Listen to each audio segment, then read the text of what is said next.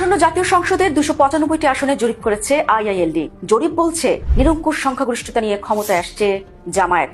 তাই সকল কিছু হিসাব করে আমি আপনাদেরকে বলেছিলাম যে বিএনপির জনসমর্থন বেশি থাকলেও, বহুগুণে বেশি থাকলেও, ইলেকশন ম্যানিপুলেশনের ফলাফল হিসেবে জামাত জয়ী হতে যাচ্ছে। এবং on top of it BNP অনেকগুলো ব্লান্ডার করেছে।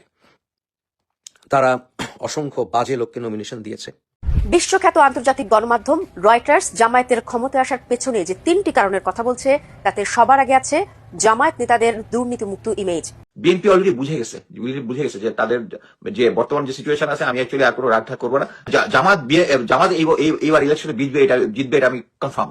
আসসালামু আলাইকুম ভাই ব্রাদার, কি খবর সবার? দর্শক, স্ক্রিনে একটি ছবি আপনারা দেখতে পাচ্ছেন। ওনার নাম হচ্ছে মুফাসসিল ইসলাম। উনি কিন্তু হাই পপুলার একজন নাস্তিক, মানে উচ্চ লেভেলের একজন নাস্তিক। তো একটা নাস্তিক বলতেছে যে জামাত ইসলাম ক্ষমতায় আসবে আগামীতে। মানে একটা নাস্তিকের মুখ থেকে আমাদের শুনতে হচ্ছে যে জামাত ইসলাম ক্ষমতায় আসবে।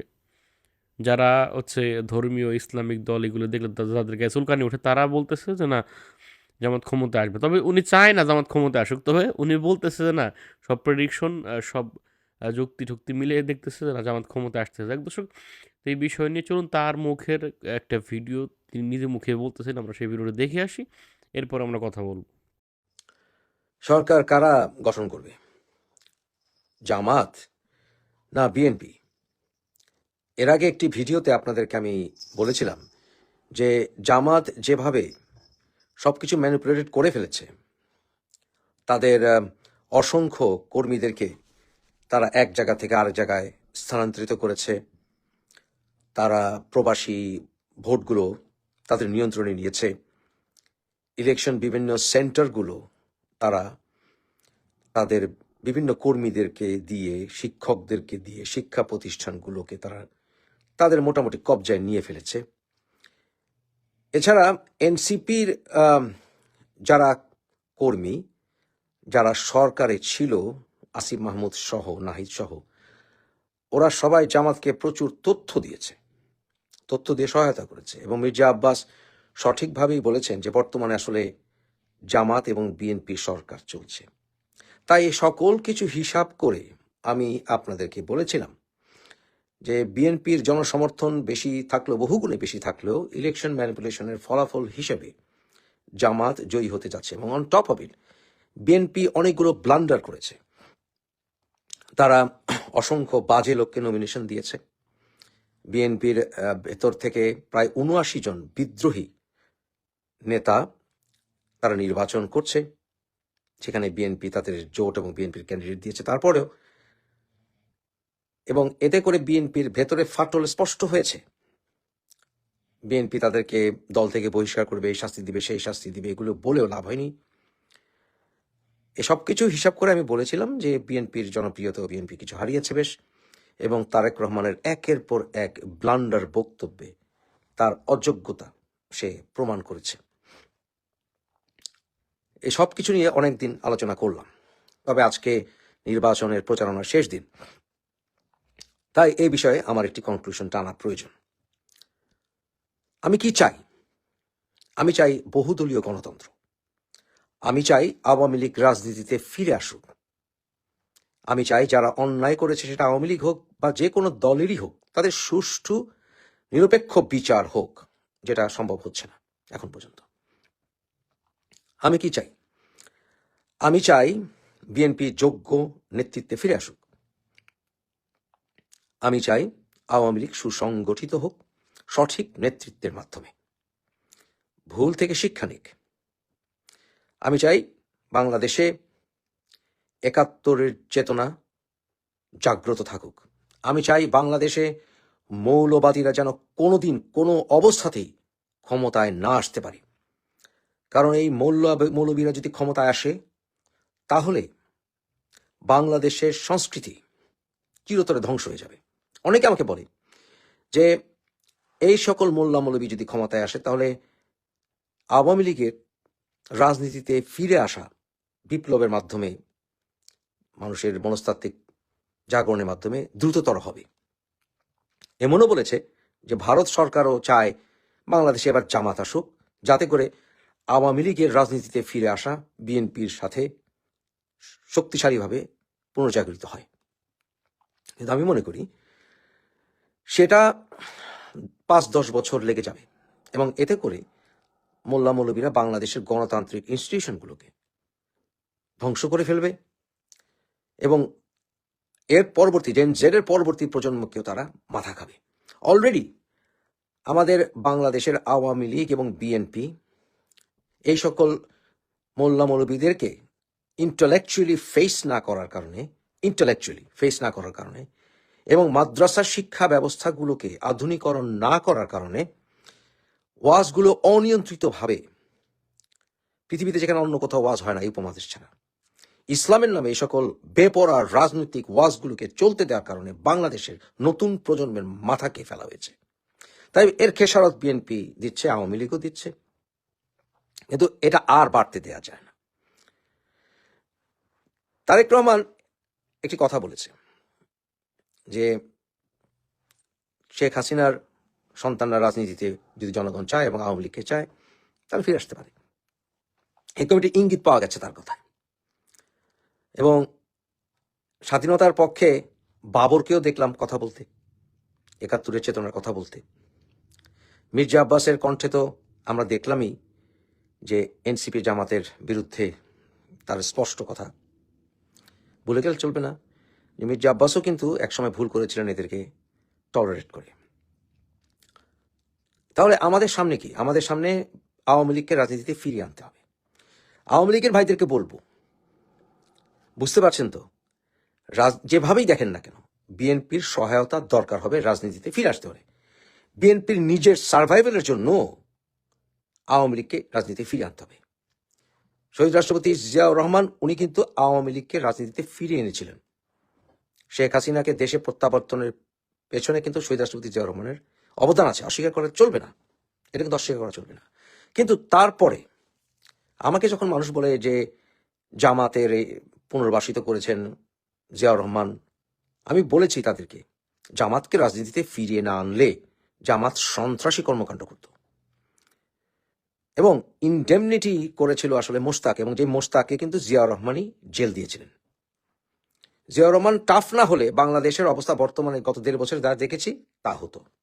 জিয়াউর রহমানকে ধন্যবাদ দিতে হবে। তাই রাজনীতিতে ফিরে এসে জিয়াউর রহমানকে কন্টিনিউয়াসলি অপমান করা ঠিক হয়নি। বিএনপি মানে রাজাকারের দল এসব বলা ঠিক হয়নি। জিয়াউর রহমান এই ডালিমদেরকে বিদেশে পাঠিয়ে দিয়ে বরঞ্চ বাংলাদেশকে বাঁচিয়েছিলেন, কারণ ডালিমদেরকে জেলে ভরার মতো ক্ষমতা জিয়াউর রহমানের ছিল না। বরঞ্চ ডালিমদেরকে রাজনীতিতে পুনর্বাসিত উনি হতে দেননি, এতে করে বাংলাদেশকে জিয়াউর রহমান বাঁচিয়ে গিয়েছিলেন, যেটা খালেদা জিয়াও তাদেরকে রাজনীতি পুনর্বাসিত করেননি। এগুলো না বলে কন্টিনিউয়াসলি বিএনপিকে রাজাকারের দল বলে প্রচার করে, মুক্তিযুদ্ধই করেননি জিয়াউর রহমান এসব বলে বিএনপিকে দুর্বল করা হয়েছে, যাতে করে অপশক্তির উত্থান হয়েছে, এই সকল জামাতিটার উত্থান হয়েছে তাদের। তাই চিরতরে ক্ষমতায় আমরা এসেছি, আর যাব না, বাকি আমরা ছাড়া বাকি সব দেশদ্রোহী, এই সকল রাজনীতি থেকে আওয়ামী লীগকে বেরিয়ে আসতে হবে। এবং বিএনপিকেও এরকম রাজনীতি করা চলবে না যে আওয়ামী লীগ মানেই ফ্যাসিস্ট, আওয়ামী লীগ মানেই এইটা, আওয়ামী লীগ মানেই সেটা। আমরা বঙ্গবন্ধু এবং জিয়াউর রহমানকে এত বিতর্কিত না করাই ভালো। সবাই তো অন্যায় করেছেন কম বেশি, একেবারে যে সবাই তর্কের উত্তরে মানে বিতর্কের ঊর্ধ্বে তা তো নয়। পৃথিবীর প্রতিটি মানুষকে, প্রতিটি নেতাকে নিয়ে বিতর্ক করা যায়, সমালোচনা করা যায়, অসম্মানিত করা দরকার নেই, কারণ আমাদের ফাউন্ডিং ফাদার্স তারা। বঙ্গবন্ধু, জিয়াউর রহমান, মাওলানা ভাসানী, সোহরাওয়ার্দী, শেরেবাংলা, এনারা সবাই আমাদের ফাউন্ডিং ফাদার্স। এম.এ. ওসমানীও, তাজউদ্দিনও, সৈয়দ নজরুলও, এদের প্রতি রেসপেক্ট রাখা প্রয়োজন আছে, তাই না? তাই আওয়ামী লীগ যেন এবার ভুলে না যায় যে বিএনপি যদি তাদের নিজস্ব অস্তিত্বের কারণে আওয়ামী লীগকে রাজনীতি ফিরিয়ে আনে, তাহলে যেন আমরা এরকম একটি বাংলাদেশ পাই যেখানে আমরা সবাই অন্য দলকে অস্তিত্বহীন না করে দিয়ে এবং রাজনৈতিক নেতাদের ব্যক্তিগতভাবে আক্রমণ না করে, অযথা আক্রমণ না করে সুন্দর সুষ্ঠু সাবলীল রাজনীতি আমরা সামনে উপহার দিতে পারি। এটা যেন বিএনপি আওয়ামী লীগ কেউ না বলে। তাই অবশ্যই বাংলাদেশে রাজনীতিতে আওয়ামী লীগকে ফিরিয়ে আনতে হবে, এটা তারেকের কথা থেকে বেরিয়ে এসছে, হুইচ ইজ ভেরি গুড। এটা একটা ইম্পর্টেন্ট রোল প্লে করা উচিত যদি সুষ্ঠু নির্বাচন হয়। রাইট, যাতে সুষ্ঠু নির্বাচন হয়, এর জন্য আমাদের কাজ করা উচিত সবার। এবং যেহেতু রাজনীতিতে ফিরে আনার ব্যাপারে বলা হচ্ছে, তারেক ইঙ্গিত করেছেন অলরেডি, একটা সুযোগ তাকে দেওয়া যেতে পারে। অন্যথায় বাংলাদেশ একটি ভয়ঙ্কর পরিস্থিতির ভেতর দিয়ে যেতে হবে সামনে। এটা কি বুঝতে পারছেন? তা তারেক যদি ক্ষমতায় যায়, অর্থাৎ বিএনপি যদি ক্ষমতায় যায়, তাহলে তার এই কথার ভিত্তিতে, যেটা ভেরি গুড, গত দুদিন আগে বলেছে, এটা একটা ব্যাপক ইম্প্যাক্ট নির্বাচনে পড়বে যদি সুষ্ঠু নির্বাচন হয়, এবং যদি ভোট কেন্দ্রগুলো জামাত জালিয়াতি করতে না পারে, তাহলে বিএনপি কে আওয়ামী লীগের উচিত নির্বাচনে ভোট দেওয়া, সুযোগ দেওয়া উচিত। কারণ বিএনপি সরকার গঠন করলেও এমন চাপে বিএনপি পড়বে যে এই উগ্রদের চাপ বিএনপি সহ্য করতে পারবে না। কারণ বিএনপি রেজিমেন্টের দল না, রেজিমেন্টের দল জামাত এবং রেজিমেন্টের দল হচ্ছে আওয়ামী লীগ। তাই জামাতের জন্য খড়গ কিন্তু আওয়ামী লীগ, জামাতিদের জন্য, ইসলামী উগ্রবাদীদের জন্য, যারা ধর্মকে ব্যবসা হিসেবে নিয়েছে, জান্নাতের টিকিট হিসেবে নিয়েছে, মানুষকে বোকা বানাচ্ছে, তাদের জন্য অ্যান্টিডোট হচ্ছে আওয়ামী লীগ, বিএনপি না। তাই বিএনপি সরকার গঠন করলেও বুঝে যাবে যে আওয়ামী লীগকে রাজনীতিতে ফিরিয়ে আনতে হবেই। তাহলে চলুন এই দফা আমরা সবাই বিএনপিকে পাশ করাই, জামাতকে যেন আপনারা ভোট না দেন, জামাতকে কেন্দ্র দখল করতে দিয়েন না। এবং কিভাবে আসবে তাহলে এই ইলেকশনে সবচাইতে স্ট্রং রোল কারা প্লে করবে বলুন তো? এনসিপি না, জাতীয় পার্টি না, ইভেন বিএনপিও না, জামাতও না। সবচেয়ে স্ট্রং রোল প্লে করবে কে জানেন? যারা কিনা আসলে তুরুপের তাস যাদের হাতে, তারা হচ্ছে বিএনপির বিদ্রোহীরা। তাদের ভিতরে এই ৭৯ দিনের ভিতরে মিনিমাম 40+ তারা পাশ হয়ে আসবেন যদি সুষ্ঠু নির্বাচন হয়। বিএনপি যদি কোনো কারণে 151টি সিট না পায়, তাহলে বিএনপি বলে দিয়েছে যে তারা জামাতের সাথে জোট করবে না। তার একটা হাং পার্লামেন্ট হবে, তাই না? এই হাং পার্লামেন্ট বাংলাদেশে কখনো হয়নি। যদি হাং পার্লামেন্ট হয়, তখন মোস্ট ভাইটাল রোল প্লে করবে বিদ্রোহীরা, এবং এতে করে প্রমাণিত হবে বিএনপিতে আর তারেক রহমান একচ্ছত্র তার দৌরাত্ম্য স্ট্যাবলিশ করতে পারবে না, প্রতিষ্ঠিত হবে ব্যক্তির চাইতে দল বড়। তাই আমি যা মনে করছি, 151টি সিট বিএনপি পাবে না, এখন জামাত যতটাই পাক। তাহলে জামাত যদি চায় যে সে জোট করবে, তাহলে আগেই বিএনপি তার সঙ্গে জোট নাই। এখন জামাত কিন্তু ওই যে একটি জাতীয় সরকারের মতো গঠন করার কিন্তু ইঙ্গিত দিয়েছে। কারণ কি জানেন? কারণ জামাত ভেবেছে, যদি আমি 151টি না পাই রে বাপ, তাহলে কি হবে? জামাতের জোট 151 না পেলে জামাতের জোট বিপদে পড়ে যাবে। কারণ জামাতিদের সাথে বিএনপির বিদ্রোহীরা যাবে না। আর এনসিপি, ওরা যদি হাসনাত আব্দুল্লাহরে টিকাতে পারে, তাহলে আলহামদুলিল্লাহ বাজা উচিত। সার্জিসও পাশ করবে না, দিনাজপুরে পাশ করবে না। সার্জিস ও তো ঠাকুরগা, তাই না? মানে ওর এখানে জমিরুদ্দিন সরকারের ছেলে না, সানি আমার খুব স্নেহের, আমার খুবই ক্লোজ। জমিরুদ্দিন সরকার আবার, যাই হোক, এনিওয়ে, সানি পাশ করবে আমি আশা করি। যদিও অনেকে মনে করে সেখানে জামাতও পাশ করতে পারে, বাট আমি মনে করি সেখানে সানি পাশ করবে। তাহলে সার্জিস ধরা গেল। কে পাশ করবে এনসিপির? আর কেউ না। মির্জা আব্বাসের সিট মির্জা আব্বাস হারাবেন না, মির্জা আব্বাস পাশ করবেন। কারণ মির্জা আব্বাস ধৈর্যের পরিচয় দিয়ে প্রমাণ করেছেন যে উনি শক্তিকে নিয়ন্ত্রণ করতে পারেন। কার কতখানি শক্তি তার চাইতে বড় হচ্ছে কে শক্তিকে নিয়ন্ত্রণ করতে পারে। মির্জা আব্বাস এখানে পাশ করে গেছেন। এবং এই নির্বাচনের পরে নাসিরউদ্দিন পাটোয়ারি বাইরে থেকে ভেসে আসা, সে ঢাকায় থাকতে পারে কিনা আমার সন্দেহ আছে, রাইট? কারণ ওই যে মির্জা আব্বাস, উনি কিন্তু শক্তি নিয়ন্ত্রণ করতে পারেন সময় মতো, টাইম মতো, আনটিল সার্টেন টাইম। যেই নেতা শক্তিকে নিয়ন্ত্রণ করতে পারেন, সফল উনি হন, এবং যখন কঠোর হওয়ার ঠিক সময় মতো কঠোর হতে পারেন, তিনি সফল হন। তাই এনসিপির একটা সিট দিয়ে উনি জামাত জোট করে 151 পাবে না। তাহলে জামাতের সাথে আর কি আসবে? জাতীয় পার্টি আসবে? আসবে না।